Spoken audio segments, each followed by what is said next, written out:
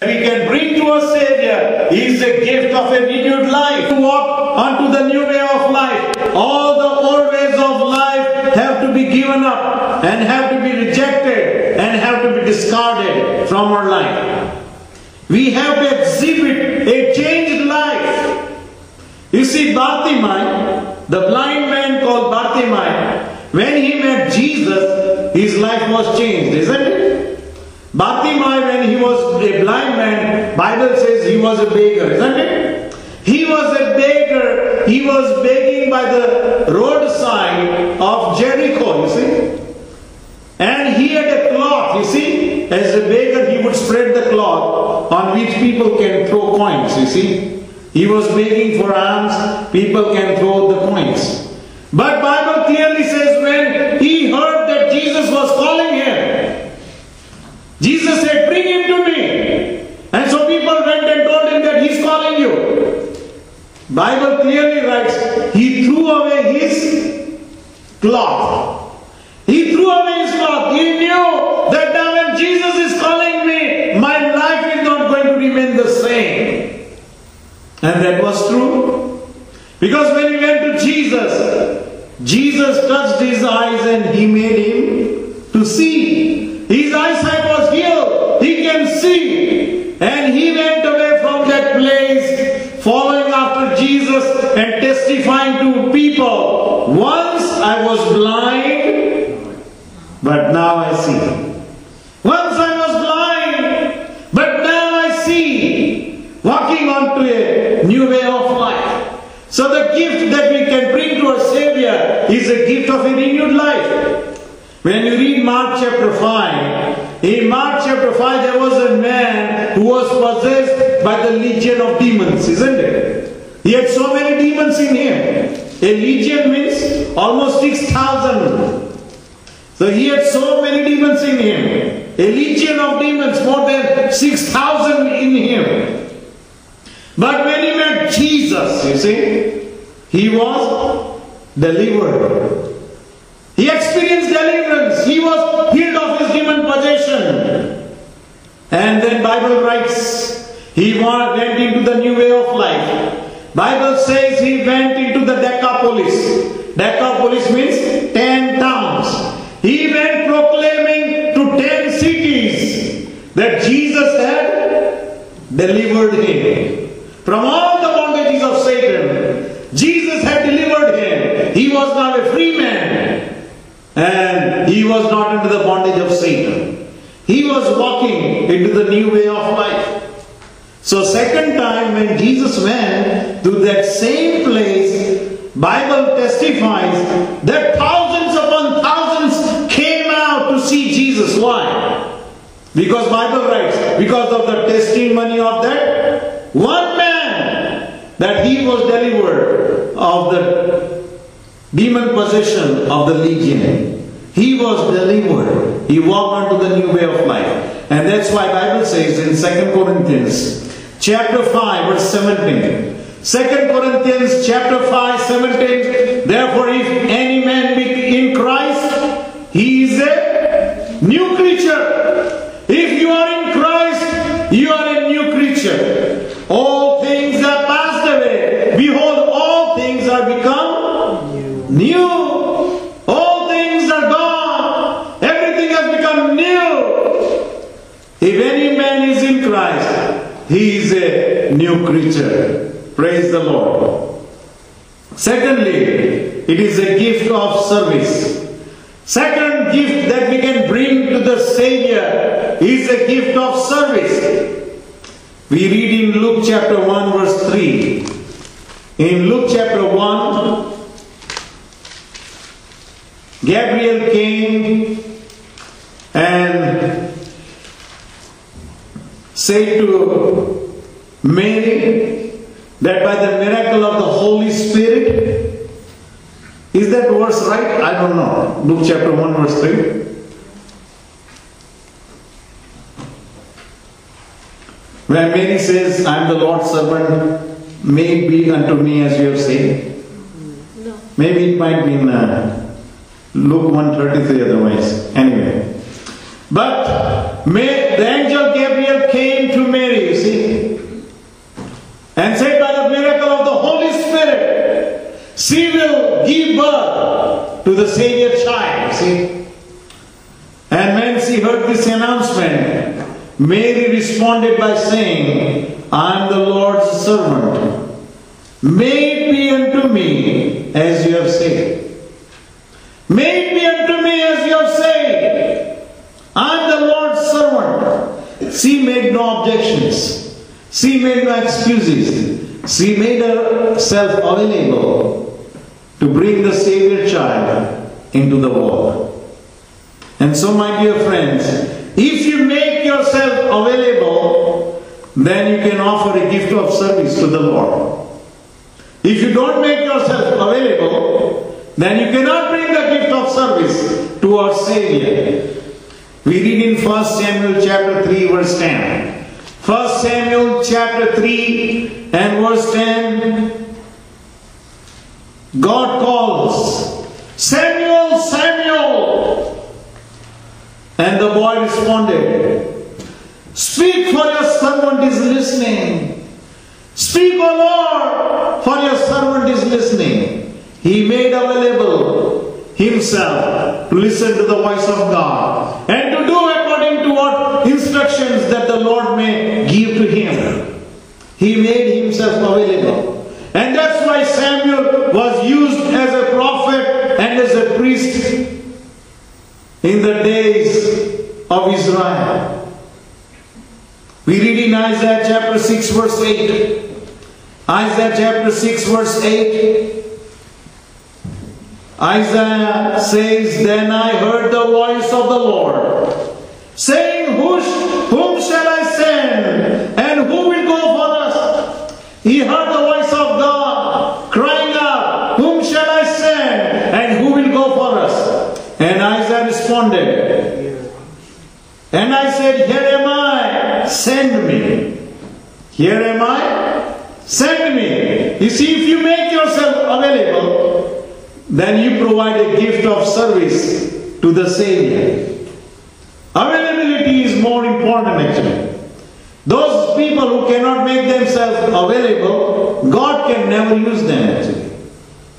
Even we read in Acts chapter 9 verse 6. Acts chapter 9 verse 6. Where Saul called Paul was met by Jesus on the road to Damascus. And the Lord cried out, Saul, Saul, why do you persecute me? Because he was the persecutor of the church.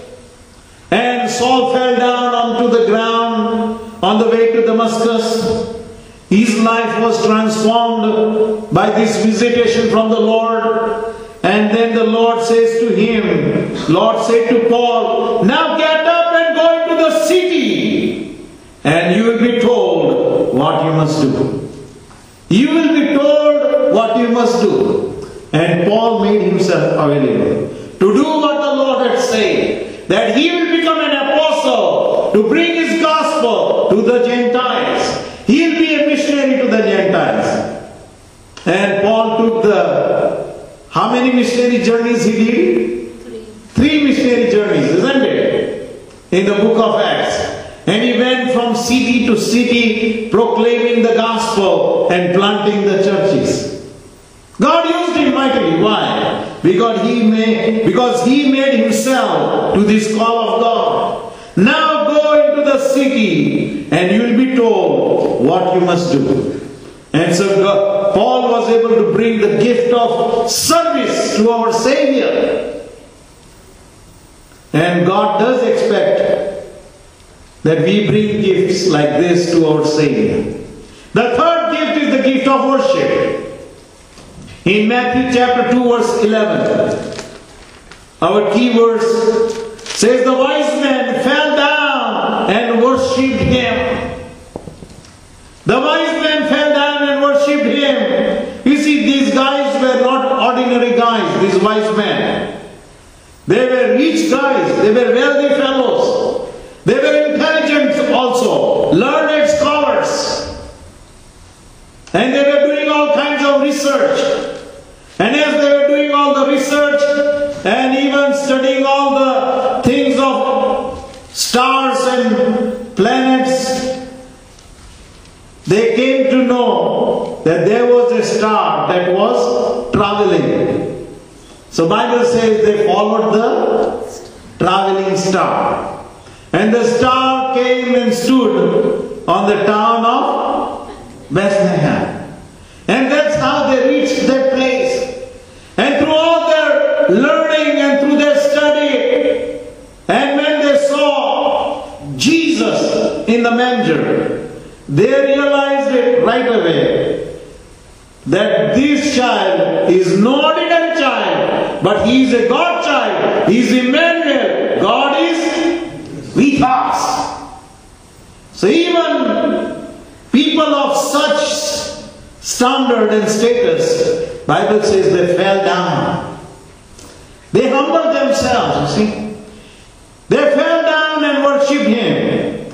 You see, in order to bring worship to Jesus, the first step is humility, you see. If you are not humble, you cannot worship Him.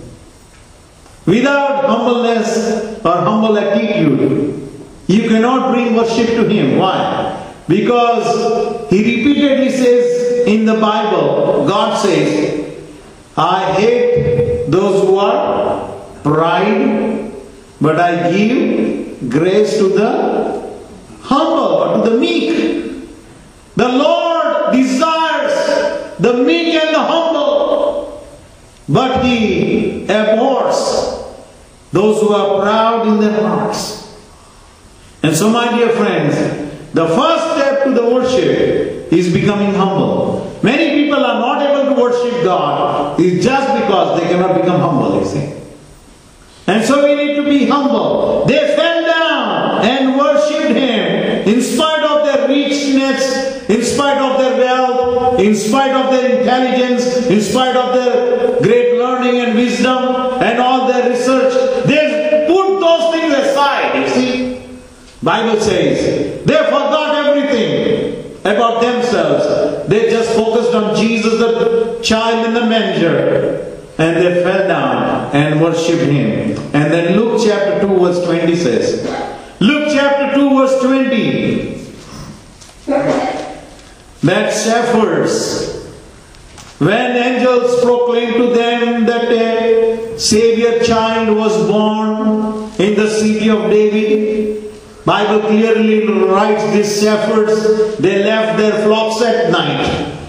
And they went to Bethlehem, to that manger. And when they saw baby Jesus, you see, they worshipped Him. Bible says in Luke chapter 2:20, and the shepherds returned, glorifying and praising God for all the things they had heard and seen. And it was told unto them. Even after they had left manger, even after they had left the Bethlehem, they were still praising and glorifying God. They were so overtaken by this experience of being in the presence of Emmanuel, God is with us, that they could not stop worshipping even while they were going away from Bethlehem, going back to their flocks. They were still rejoicing and praising and glorifying God. Can we bring a gift of worship? Yes. If you meet Jesus like this, as an Emmanuel, God being with you in His presence, you cannot stop worshipping Him, let me tell you. If you meet God, if you have an experience with God, you cannot stop worshipping Him and praising Him. People who are not able to worship truly is because they have never met God actually. They have never met the living God face to face or within their heart. They haven't felt His presence any time in their life. That's the reason. And so we need to meet that God actually. The fourth and the last thing is appropriate gifts. We need to bring appropriate gifts to our Savior. In Luke chapter 2 verse 11, the wise men brought 3 appropriate types of gifts to the Savior child. They brought gold, isn't it? They brought the gift of gold. Gift of gold is always offered to a king, actually. It's a tribute to a king. Jesus is the King of kings and the Lord of lords. To his kingdom there shall be no end. To his kingdom there shall be no end. To such king we bring gold, you see. It's a tribute to a king. In fact, gold shows the deity of Jesus. That he is God. He is Emmanuel. God is with us. And so, my dear friends, when we acknowledge and believe Jesus is God, that is a gift unto God. That is a gift that we bring to our Savior. When we acknowledge and believe that Jesus is God, is a gift fitting for the Savior, actually. The second gift they brought was frankincense.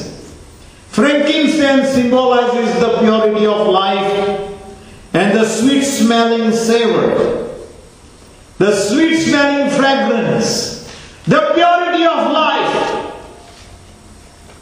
Bible clearly writes Jesus lived a spotless and blameless, and he was without any sin. You see, his life was pure and holy. We read in 1 Peter chapter 2 verses 21 and 22. 1 Peter 2, 21 and 22. To this you were called. See what Bible writes. That you have been called. Called for what? To this you were called. Because Christ suffered for you, leaving you an example that you should follow in his steps. You should follow in his steps for what? He committed no sin, and no deceit was found in his mouth. Verse 23. When they heard their insults at him, he did not retaliate. When he suffered, he made no threats. Instead, he entrusted himself to him who judges justly. You should follow his example. You should follow in his footsteps, for which you have been called. That there was no sin found in him. No deceit was found in his mouth. When he was insulted, he did not retaliate. He suffered. Then also he did not make threats. He trusted God who judges justly. See? A holy life, the purity of life is always a sweet smelling life, you see, unto God, you see. And so, my dear friends, when we live a holy life, keeping the fear of God and obeying God's word, that is a sweet smelling, holy life, a gift unto God. Your life becomes a gift of purity of life for the Savior. And the third gift they brought was gift of myrrh. Myrrh is bitter, and that shows the bitter death of Christ on the cross. On the cross, Jesus took the bitterness of our sins, you see. Our sins are so bitter, actually, that Jesus even prayed in the Garden of Gethsemane to God the Father, if it is possible, Lord, take away this cup from me. Yet not my will, but thy will be done. Yes. Yet not my will, but thy will be done. He took that bitter cup of sin for us on the cross, that we can get salvation and the sweetness of life. And that's why these are the words of Jesus in Luke chapter 14 verse 27. In Luke chapter 14 verse 27, if anyone does not carry his cross and follow after me, cannot be my disciple. If anyone does not carry his cross and follow after me, he or she cannot be my disciple. And so, my dear friends, we have to bring the gift of discipleship. The gift of discipleship to our Savior. When can you bring the gift of discipleship to our Savior? When you learn to carry your cross and follow after Jesus. What is cross? Cross is the things that you do not like. You do not like it actually.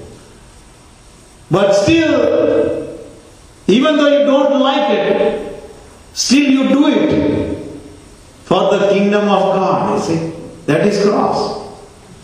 Many things you may not like it, you see. But still you have to do it for the sake of Jesus. And so when we do those things for the sake of Jesus, then that is the cross, you see. See, as a pastor, it is my cross, you see. That I must come every day early, open the church, you see. When things are unclean, I must take the vacuum cleaner and clean it, you see. Make everything clean and tidy, you see. You may not like it, but you have to do it. Why? Because you are a disciple of the Lord. It's a gift of discipleship, you see. It makes you more meek and humble, actually. Nobody loves to carry the cross, actually. But you must do things that you don't like to do. You are doing them for the kingdom of God, you see. And so, Jesus said, if anyone does not carry his cross and follow after me, cannot be my disciple. See, if you are a Christian, if you are a believer, and if you want to serve the Lord, you will have to carry the cross. That's the bottom line, see. If you don't carry your cross, God cannot use you, let me tell you. God doesn't want to use those who are so comfortable, you see. He never uses them. Because all those who want to live comfortable lives, they are not useful vessels in the hands of God. And so, my dear friends, you have to carry the cross. Then you bring the gift of discipleship. And finally now, as I close, Romans chapter 12, verses 1 and 2. The gift that we bring to our Savior is the gift of all our life. We have to bring the gift of all our life, you see. All our life. We must bring the gift of all our life. Therefore, I urge you, brothers, in the view of God's mercy, offer your bodies as a living sacrifice, holy and pleasing to God. This is your spiritual act of worship. Do not conform any longer to the pattern of this world, but be transformed by the renewing of your mind, that you will be able to test and approve what God's will is, His good, pleasing and perfect will. You must offer your bodies as a living sacrifice, holy and pleasing to God. This is your spiritual act of worship. Do not conform according to the way the things the world does, you see. You cannot. You see, when we had that break-in on November 21st in the Korean office in the front, the window was broken at night by two guys actually. And Brother Jonathan came right away in the morning, and we went searching for window guards. We found them, and when we brought them here, you see they have two windows in the front, two windows at the back.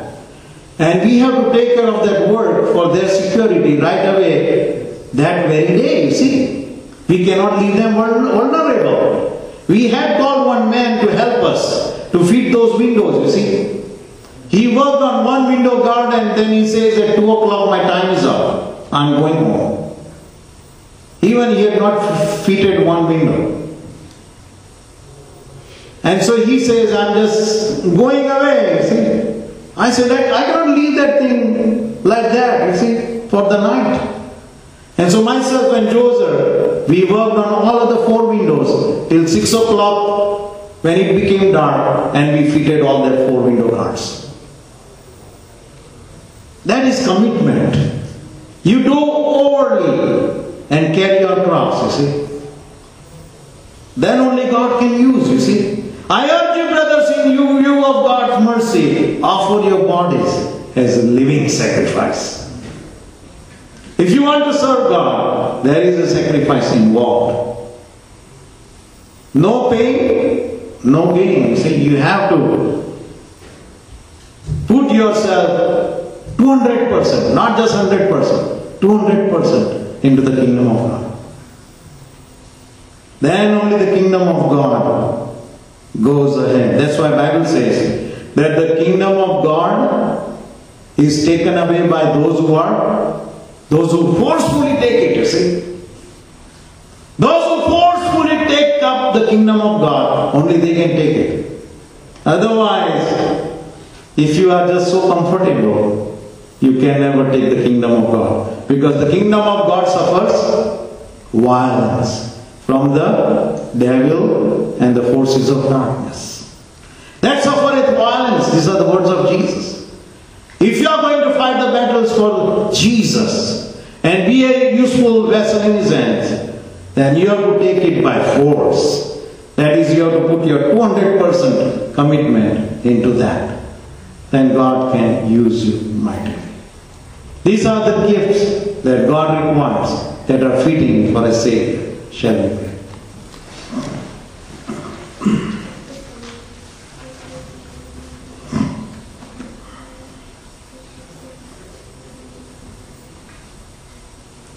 Let us bring the gifts of a renewed life.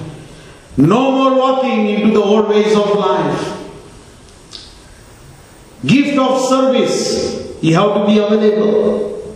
Are we available for Christ?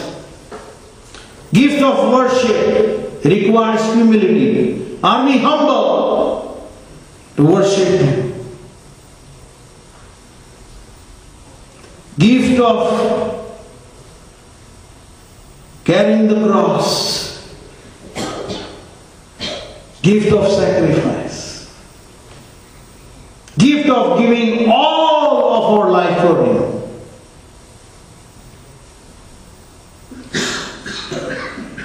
Our precious loving Father, we are thankful to you, Lord, that you gave your only Son, our Lord Jesus Christ, for our salvation. Jesus gave His all, not only 100%, 200%. He gave His all on the cross for our salvation. He shed the last drop of His blood. If we are to bring the gifts unto the Savior now, we have to be more committed. Jesus said, if anyone wants to be my disciple, he must take up his cross and follow me.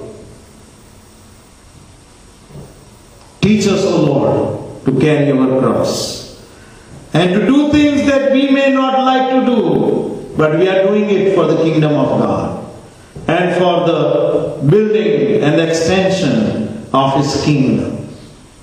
Thank you for speaking to us the gifts fitting for a Savior are in a high demand in the kingdom of God. Give us grace to bring those kinds of gifts. We ask in Jesus' name. Amen.